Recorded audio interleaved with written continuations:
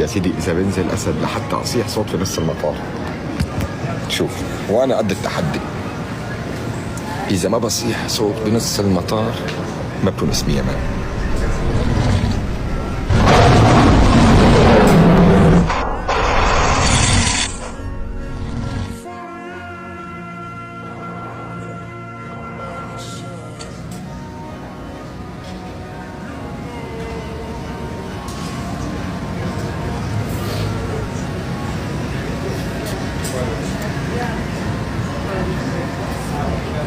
أبو يوسف، في مجال أرجع لك الأسد؟